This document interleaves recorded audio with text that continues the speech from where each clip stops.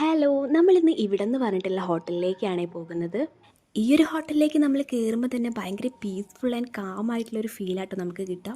പോരാത്തതിന് ലാലേട്ടൻ്റെ പഴയ മൂവീസിലെ കുറച്ച് ഫോട്ടോ ക്ലിപ്സൊക്കെ ഇവിടെ ഫ്രെയിം ചെയ്തിട്ട് വാളിൽ ഹാങ് ചെയ്ത് വെച്ചിട്ടുണ്ട്.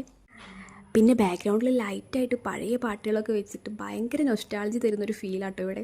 ഞാൻ ഈ ഒരു ഹോട്ടലിൽ നിന്ന് ഊണാണ് ഓർഡർ ചെയ്തത്. ഊണിലേക്ക് 2 കൂട്ടം കറിയും പിന്നെ പപ്പടം, ഉപ്പേരി, ഓലൻ, അച്ചാർ, പൈനാപ്പിൾ പച്ചടിയൊക്കെ ഉണ്ട്. പൊരിച്ചതൊക്കെ വേണമെങ്കിൽ നമ്മൾ എക്സ്ട്രാ പറയണം. ഞാനൊരു സിംഗിൾ ഓംപ്ലേറ്റ് ആണ് പറഞ്ഞത്. പിന്നെ ഈ ഊണിൻ്റെ കൂടെ നമുക്ക് മോരും കിട്ടേ.